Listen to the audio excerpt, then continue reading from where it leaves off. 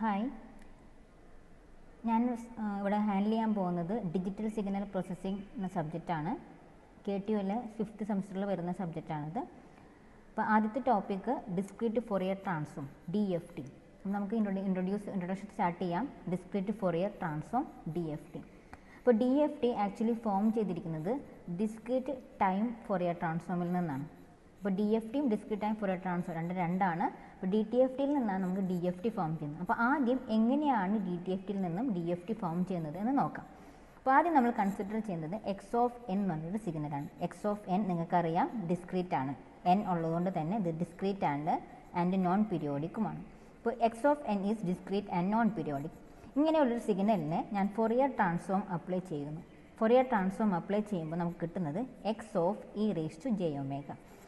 അപ്പോൾ ഈ ഒരു ഫോർമുല നിങ്ങൾക്ക് അറിയാവുന്നതാണ് CPND, continuous, non periodic, periodic, discrete.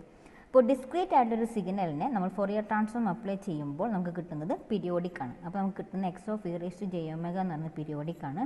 അതുപോലെ തന്നെ നോൺ പീരിയോഡിക് ആയിട്ടൊരു സിഗ്നലിന് നമ്മൾ ഫോറിയർ ട്രാൻസ്ഫോം അപ്ലൈ ചെയ്യാൻ നമുക്ക് കിട്ടുന്നത് കണ്ടിന്യൂസ് ആണ്.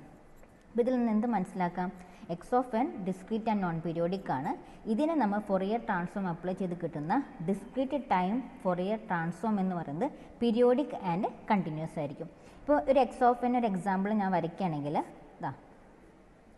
ഇത് ഡിസ്ക്രീറ്റ് ആൻഡ് നോൺ പീരിയോഡിക് ആണ്. ഇതിൽ നമ്മൾ ഫോറിയർ ട്രാൻസ്ഫോം അപ്ലൈ ചെയ്ത് കിട്ടുന്ന സിഗ്നൽ എന്ന് പറയുന്നത് കണ്ടിന്യൂസ് ആൻഡ് പീരിയോഡിക് ആയിരിക്കും. ഇപ്പോൾ കണ്ടിന്യൂസ് ആൻഡ് പീരിയോഡിക് എക്സാമ്പിൾ വരച്ച് കാണിക്കാം.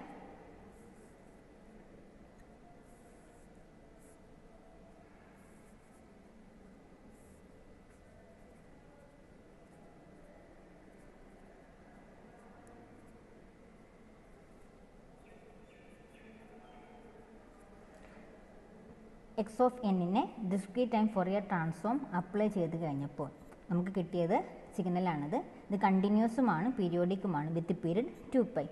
ഇനി ഇതിൽ നിന്ന് നമുക്ക് DFT ഫോം ചെയ്യാൻ വേണ്ടി നമ്മൾ എടുക്കുന്നത് ഈ ഒരു സിഗ്നലിൻ്റെ ഒരു പർട്ടിക്കുലർ പീരീഡിലുള്ള സിഗ്നൽ മാത്രം എക്സ്ട്രാക്ട് ചെയ്തെടുക്കുക. അപ്പോൾ 0 to 2π ഇൻസ്റ്റൻറ്റിലുള്ള സിഗ്നൽ മാത്രം എക്സ്ട്രാക്ട് ചെയ്തെടുക്കുക. അതിനുശേഷം അതിനെ സാമ്പിളിംഗ് എന്ന പ്രോസസ്സിന് കൊടുക്കാം. സാമ്പിളിംഗ് എന്താണെന്ന് നിങ്ങൾക്കറിയാം. ഒരു കണ്ടിന്യൂസ് ആയിട്ടുള്ള സിഗ്നലിനെ ഡിസ്ക്രീറ്റ് ആയിട്ട് മാറ്റാൻ വേണ്ടി നമ്മൾ യൂസ് ചെയ്യുന്ന പ്രോസസ്സാണ് സാമ്പിളിംഗ് എന്ന് പറയുന്നത്. അപ്പോൾ ഈ ഒരു പർട്ടിക്കുലർ സിഗ്നലിനെ നമ്മൾ N സാമ്പിൾസ് ആയിട്ടാണ് ഡിവൈഡ് ചെയ്യുന്നത്. അപ്പോൾ മൊത്തം 0 to 2π ആണ് ഇതിൻ്റെ ലെങ്ത്ത്. ഇതിനെ നമുക്ക് N സാമ്പിൾസ് ആയിട്ട് ഡിവൈഡ് ചെയ്യുമ്പോൾ നമുക്ക് കിട്ടുന്നത് 2π/N സാമ്പിൾസ് ആണ്. അപ്പോൾ സാമ്പിളിംഗ് ചെയ്ത് കഴിഞ്ഞ് നമുക്ക് കിട്ടുന്നതാണ് 0, 2π. ഈ ഒരു പർട്ടിക്കുലർ വേവ് ഫോം തന്നെയായിരിക്കും, പക്ഷെ നമ്മളത് സാമ്പിളിംഗ് ചെയ്ത് നമുക്ക് ഇങ്ങനൊരു വേവ് ഫോം ആയിരിക്കും നമുക്ക് കിട്ടുന്നുണ്ടാവാം.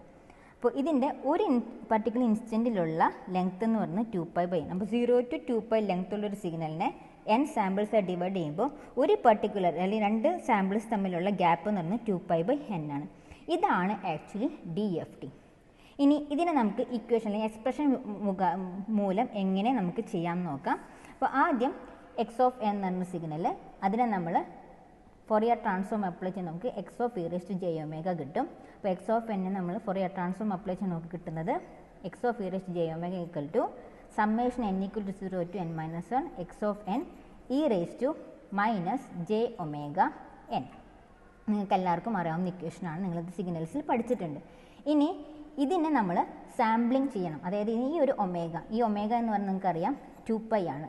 അപ്പോൾ 0 to 2π ലെങ്ത് ഉള്ള ഒരു പർട്ടിക്കുലർ സിഗ്നലിന് എടുത്തിട്ട് ആ 2πക്ക് പകരം നമ്മൾ എന്തായിട്ട് മാറ്റും? അതിനെ N സാമ്പിൾസ് ആയിട്ട് ഡിവൈഡ് ചെയ്യാണ് ചെയ്യുന്നത്. അപ്പോൾ നമുക്ക് ω_k ഈക്വൽ ടു എന്നും പറഞ്ഞ് നമുക്കത് എന്ത് എഴുതാം? 2π/Nk എന്നാക്കി മാറ്റാം. അതായത് N സാമ്പിൾസ് ആക്കി നമ്മളതിനെ കൺവേർട്ട് ചെയ്തു. അപ്പോൾ X ഓഫ് K എന്ന് പറയുന്നത് ആക്ച്വലി എന്ത് തന്നെയാണ്? X ഓഫ് e⁻j⍵ ആണ്. അറ്റ് ഒമേഗ എന്ത് വരും? 2π/Nk. അപ്പോൾ X ഓഫ് K എന്ന് പറയുന്നത് ഇത് DFT എന്ന് പറയുന്നത് X ഓഫ് e⁻j⍵ തന്നെയാണ്. At omega equal to 2π/Nk. അപ്പോൾ ഈ ഒരു എക്സ്പ്രഷൻ ഇതിനകത്ത് നമ്മൾ സബ്സ്റ്റിറ്റ്യൂട്ട് ചെയ്യുമ്പോൾ X of K is equal to summation N = 0 to N-1 X of N e⁻j ഒമേഗയ്ക്ക് പകരം 2π/N സബ്സ്റ്റിറ്റ്യൂട്ട് ചെയ്യുക. അപ്പോൾ 2π/Nkn. അപ്പോൾ ഇതാണ് ഡി എഫ് ടി കാണാനുള്ള എക്സ്പ്രഷൻ. അതായത് D F T is equal to X of K equal to summation N equal to 0 to n - 1 X of N E raise to -j 2π/nk. ഇനി നമുക്ക് D F T തന്നിട്ട് അതിൽ നിന്നും X of N extract ചെയ്യാനായിട്ട്, അതായത് X of N കണ്ടുപിടിക്കാനായിട്ട്, അതായത് inverse discrete time Fourier transform കാണാനുള്ള equation 1/n summation k equal to 0 to n - 1 X of K E raise to j 2π/nkn. ഇവിടെ രണ്ട് എക്സ്പ്രഷൻ ഒന്ന് കമ്പയർ ചെയ്ത് നോക്കാം. ഇവിടെ E raise to -j 2π/nk ആയിരുന്നു. അത് ഐ ഡി എഫ് ടി ആകുമ്പോൾ E raise to j 2π/nkn ആയിട്ട് മാറും.